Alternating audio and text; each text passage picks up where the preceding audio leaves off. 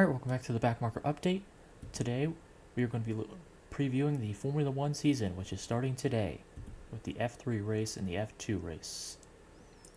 So, for every Formula 1 race, we're going to be looking at all three major series, F1, F2, and F3, going over the Bahrain Grand Prix for each series. We'll be looking at the highlights of the race, then we'll go into the race recap right here, where we look at the winner. We look at the podium finish. We also look at where the back of the pack cars finished. We look at the cautions, what lap they came on, what they came out for, and then we look at the penalty box and the left and the right-hand side for penalties to the team. For the F1 Grand Prix, we have 8 drivers here that I would consider to be in the back of the pack. We have the 2 Williams cars, the number 2 and number 23 of Albon and Sargent. We have the RB cars, the number 3 of Daniel Ricciardo and the number 22 of Yuki. We have the Haas cars, the number 20 of Kevin Magnussen and the 27 of Nico Hulkenberg. And we have the new team, the rebranded team, Kick Sauber, with the 24 of Jay-Z and the number 77 of Valtteri Bottas. For the F2 Grand Prix, we also have 8 teams that I would be considered in the back of the pack, as there is a large mid-pack with a small Tier 1 group of drivers that fight for wins. In the back pack, we have the 2 high-tech cars, the 16 of Cordell and the 17 of Aaron. We have the 2 Campos cars, of the 20 of Hadjer and the 21 of Marti. We have the 2 Trident cars, the 22 of Vershu and the 23 of Stanek.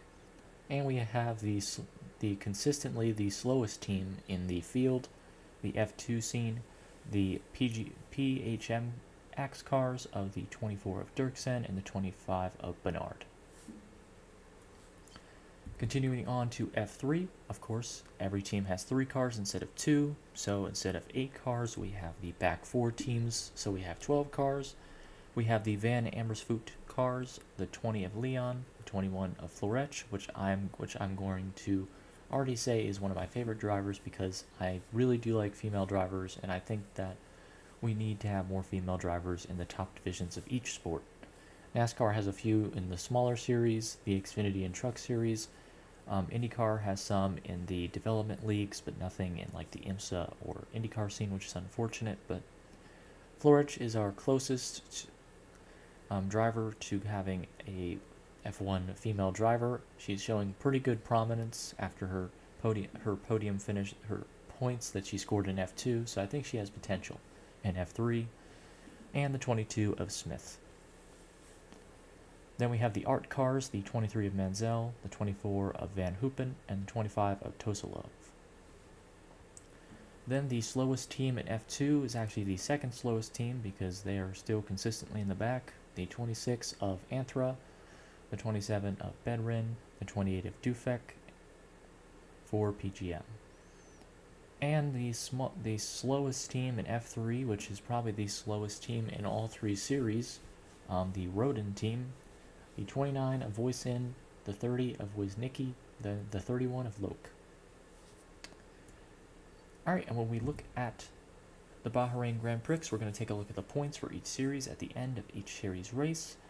And then at the end, I'm going to give you my general thoughts for each race. But honestly, for F1, it's mostly just going to be commentary on the race. Maybe we talk a little bit about driver situations, looking at maybe the Mercedes deal with Fernando Alonso, the Ferrari deal with Hamilton, where Perez goes after Red Bull probably drops him next year for a new talent. We may look at where Pocher, the F2 champion goes, the F3 champion, how he does in F2, how F2 drivers such as Behrman and Martins are putting together their junior careers in order to be drafted in the 2025 grid, so on, so on. We're just going to be looking at each series, covering the news of each series, and then trying to build up the portfolio of this channel as not only just the backmarker update, but also talking about big stories in the F1 open wheel scene.